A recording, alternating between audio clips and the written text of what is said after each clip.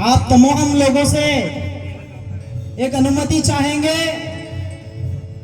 ये जो हमारे बीच में संप्रेषण का माध्यम जो होती है भाषा, ये भाषा हमें न सिर्फ किसी क्षेत्र में बल्कि पूरे देश दुनिया में एक दूसरे को आचार विचार जो होते हैं वो प्रस्तुत करने का माध्यम होती है। तो ऐसे में मैं आप तमाम लोगों से अनुमति चाहता हूं कि मेरे विचार में हिंदी भाषा के माध्यम से रखूंगा। क्या आपकी अनुमति है? बहुत बहुत आभार। सबसे पहले हमारे तमाम ज्ञात और अज्ञात महान पुरखे जिन्होंने इस धरती को रहने लायक बनाया, इस देश को रहने लायक बनाया, इस धरती के उपजाऊपन को बना करके आज पूरी दुनिया का जो भरण पोषण ये धरती करती है, ऐसा इस धरती को बनाया। उन तमाम पुरखों को मैं शत शत नमन जोहार करता हूं। साथ ही इस सतपुरा के आप आदिवासी बाशिंदों को मैं लाख लाख जोहर उलगुलान जिंदाबाद पेश करता हूं कि आपने इस तरीके का ये जो कार्यक्रम आयोजित किया और हम देख रहे हैं लगातार आप जिस ऊर्जा के साथ यहां पर बैठे हैं, एक बार जोरदार तालियां खुद के लिए बजा दी। साथियों, आज हम भील प्रदेश के हृदय और गौरव यानी कि मानगढ़ की पहाड़ी से आपके बीच में इन सतपुड़ा की वादियों में एक पैगाम लेकर के आए हैं। साथियों, हम आपसे ये कहने आए हैं कि जितने भी हमारे आदिवासियों के अधिकार, और मैं तो खाली अधिकार नहीं कहूंगा, विशेषाधिकार कहूंगा, क्योंकि इस देश में अधिकार तो नागरिकों को है, अधिकार नागरिकों को है, लेकिन मालिकों को क्या होता है? विशेषाधिकार होता है। और वही विशेषाधिकार 5वीं 6वीं अनुसूची 244(1) रूढ़िगत ग्राम सभा का जो अधिकार हमारा है, वो हमारे सारे विशेषाधिकार है। तो मैं आप लोगों से कहने आया हूं कि जितने भी हमारे जल जंगल जमीन के ऊपर जो अटैक यानी कि आक्रमण हो रहे हैं, उनके खिलाफ लड़ने के लिए हम सभी लोगों को अपने दिल से पहली क्रांति शुरू करनी पड़ेगी। क्योंकि हम बहुत सारे आंदोलन सड़कों पे कर रहे हैं, कई सारे संगठन बना करके हम अलग अलग संगठनों में जा करके डंडा झंडा एजेंडा लेकर के अपनी अपनी बातें कर रहे हैं। लेकिन इस मंच के माध्यम से मैं आपको यह कहना चाहता हूं कि हमको जितने भी डंडे झंडे संगठन हैं, उन सबको एक पल के लिए साइड में करके ज्यादा से ज्यादा और एक ही साजम पे आ करके जितने भी कॉमन मुद्दे हैं, जो सबकी समस्या है, उन मुद्दों पे एकजुट होकर के हमें यहां से इन वादियों से क्रांति शुरू करनी पड़ेगी। तभी जाकर के हमारे अधिकार सुरक्षित होंगे। साथियों, अंग्रेजियों ने 1896 में एक भूगोल में फोटोजिंकोग्राफिक मेथड होता है, उसके माध्यम से उन्होंने एक मैप बनाया था, मानचित्र बनाया था, और उस मानचित्र को नाम दिया था भील कंट्री। भील कंट्री माने वो इलाका जहां पर भील बाहुल्य लोग निवास करते हैं, जो कि कभी भी किसी के भी गुलाम नहीं रहे। हमारे पुरखों का इतिहास है, जब जब बाहरी आक्रांताओं ने हमारे पुरखों के ऊपर अटैक किया, उन्होंने सीना ठोक करके लड़ाई लड़ी और उन लोगों को नाकों छने सुबा दिए। लेकिन कुछ लोग हमारे इस देश के इतिहास में उन पुरखों को कहीं न कहीं साइड में कर दिया। तो आज हमारी सबकी जिम्मेदारी बनती है कि हम अगर शिक्षा लेकर के आगे बढ़ रहे हैं, तो उन पूर्वजों का इतिहास भी हमको खंगाल करके लिखना पड़ेगा और लिख करके देश की शिक्षण व्यवस्था में लागू कराना होगा।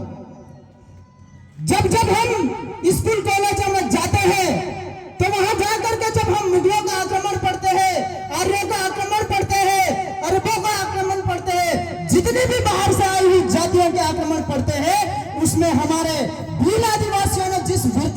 लड़ाई लड़ी उसका जिक्र नहीं है। तो ऐसे में हमको ये लड़ाई खुद से शुरू करनी होगी और हमारे बच्चों को जो शिक्षा व्यवस्था आज हमें किताबी मिल रही है उससे हटकर हमें एक जन जागृति के रूप में सामाजिक शिक्षा देने की जरूरत है।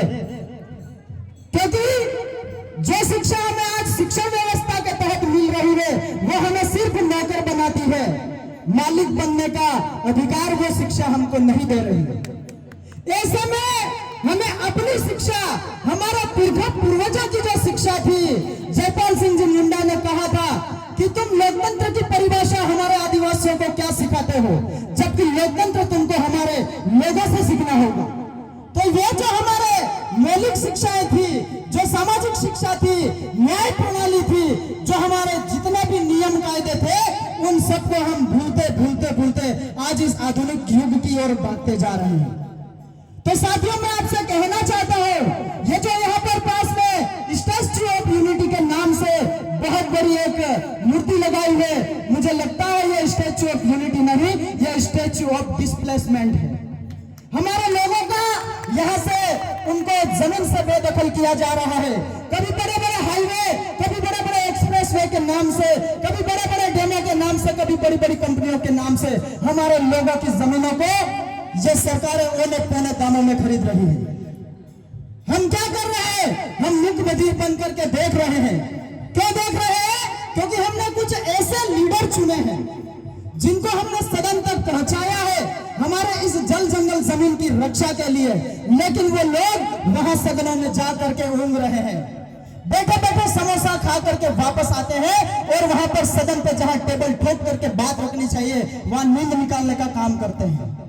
ऐसे प्रतिनिधियों को हमें नीचे बैठाना होगा और सामाजिक जो जाजम होती है, जो जाजम व्यवस्था के तहत हम जो चुनाव प्रणाली लागू करते हैं, जो हमारे बाप दादा पहले भी करते थे, ये लोकतांत्रिक व्यवस्था जब से आई है, इस लोकतांत्रिक व्यवस्था ने हमारी गणतांत्रिक व्यवस्था को खत्म किया, लेकिन हमें इसी लोकतांत्रिक व्यवस्था के तहत हमारी वापस गणतांत्रिक व्यवस्था को खड़ी करनी पड़ेगी, तभी हम हमारे समाज को बचा पाएंगे। हम देखते हैं बहुत सारे लोग हमें पूछते हैं कि आखिर आप भील प्रदेश क्यों बनाना चाहते हैं।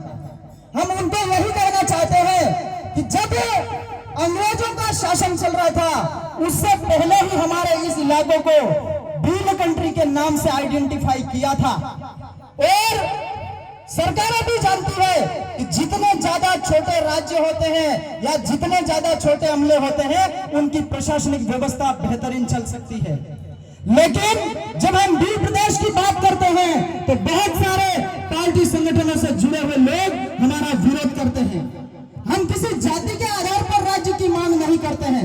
बहुत सारे लोगों ने कहा कि जाति के आधार पर मांग करते हैं, लेकिन वास्तविक में जब आप राज्य पुनर्गठन आयोग 1956 में जब बना, उसका आधार अगर आप पढ़ेंगे तो पहली बात उन्होंने बोला है कि भाषाई आधार पर और सांस्कृतिक आधार पर, भौगोलिक आधार पर, ऐतिहासिक आधार पर और लोगों की भावनाओं के अनुकूल, ये इतने सारे आधार मिला करके किसी भी राज्य का निर्माण हुआ है और हो सकता है।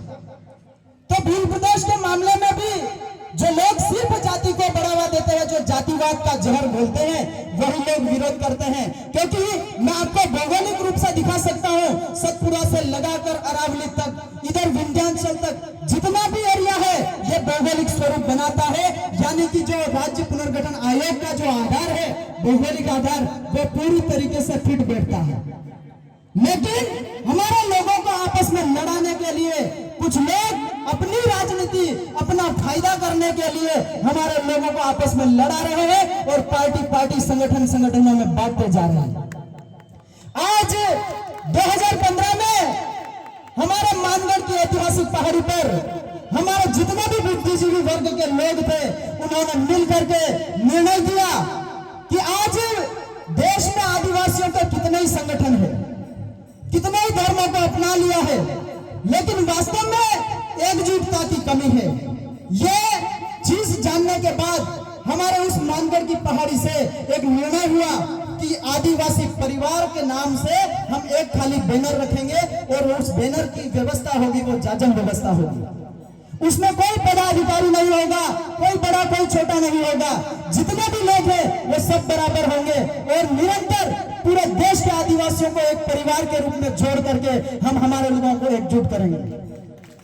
ये टारगेट लेकर के हमने मानगढ़ की पहाड़ी से ये काम शुरू किया और देखते ही देखते आज 2025 हो गए।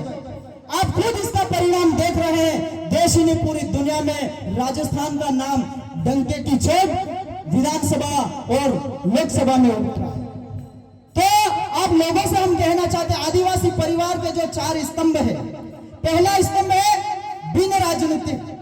बिन राजनीतिक का कोई अर्थ गलत न ले, यह मतलब यह है जितनी भी आज राजनीतिक पार्टियां बन चुकी है, जो राजनीति के नाम से नेतागिरी करती है, खाली मैं उसको राजनीति नहीं कहता। अगर राजनीति वास्तव में इतनी बुरी चीज होती तो पूरी दुनिया की जो व्यवस्था है वो राजनीति से नहीं चलती। जबकि हम देखते हैं पूरे देश दुनिया का जो प्रशासनिक व्यवस्था है वो राजनीति ही तय करता है। तो जाहिर सी बात है राजनीति अपने आप में बहुत ही पवित्र चीज है, लेकिन कुछ लोगों ने अपने फायदे के लिए राजनीति को दूषित किया और हमारे लोगों को जो राजनीतिक सिद्धांतों के आधार पर चलना था उससे गुमराह किया और गलत गलत चीजें बता करके लोगों को बांटा। तो ऐसे में बिन राजनीतिक का मतलब होता है जितने भी राजनीतिक पार्टियां बनी है उन सबको छोड़ करके आदिवासी परिवार की जाजम पे आके बैठना। दूसरा जो स्तंभ है बिन धार्मिक, हमारे लोग अक्सर इस मामले में आकर के अटक जाते हैं, भटक जाते हैं। बहुत सारे लोग कहने को सुनने मिलेगा आपको कि आदिवासी हिंदू नहीं है। बहुत सारे लोग कहेंगे कि आदिवासी ये भी नहीं वो भी नहीं, लेकिन वास्तविक बात की तह तक अगर जाया जाए तो जब धर्मों का कहीं उद्भव भी नहीं हुआ था तब से इस धरती पे पहला वारिस के रूप में आदिवासी था और उसकी अपनी व्यवस्था थी। लेकिन हमारे लोगों को धर्म के नाम पर आपस में लड़ा करके, हमारे लोगों को कमजोर करके, डर दिखा करके, धर्म का डर दिखा करके धर्म पकड़ाया गया।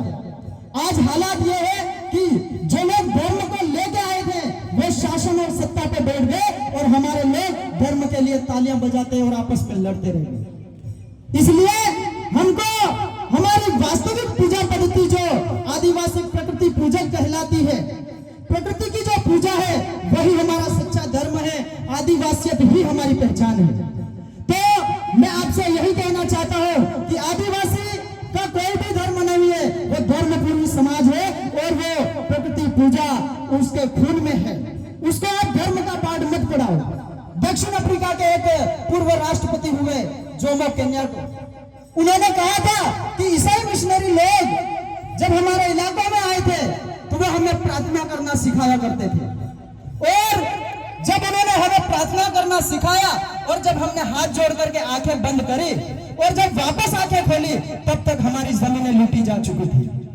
इस बात की गहराई को हमको समझना पड़ेगा।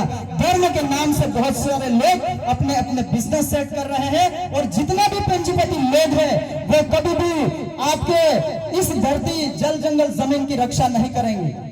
उनको ज्यादा से ज्यादा प्रॉफिट चाहिए, वो ज्यादा से ज्यादा लाभ कमाना चाहते हैं। उनका एक ही कंपटीशन चलता है कि देश दुनिया में सबसे ज्यादा अमीर कौन होगा।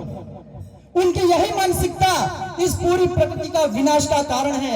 हमने देखा हसदेव कटता जा रहा है, इस हसदेव को काटने की परमिशन कौन दे रहा है? सरकार दे रही। सरकार में जाने वाले जितने भी हमारे प्रतिनिधि है वो सारे लोग इसको काटने का जो स्वीकृति है वो दे रहे हैं।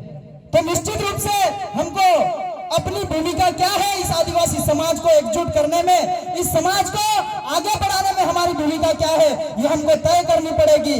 क्योंकि बहुत सारे लोग कहते हैं कि मैं मेरे दम से नौकरी लग गया, मैं समाज का काम करूं या न करूं मुझे क्या फर्क पड़ता। ऐसा अक्सर बहुत सारे लोग कहते हैं और वही लोग कहते हैं जो गांवों को छोड़ करके शहरों में जाकर के बचने लगे। तो उन लोगों को मैं एक ही जवाब देना चाहता हूं कि जितनी भी आपको नौकरियां मिली है वो आदिवासी के सर्टिफिकेट के नाम से मिली है। इस बात को आप कभी मत भूलना।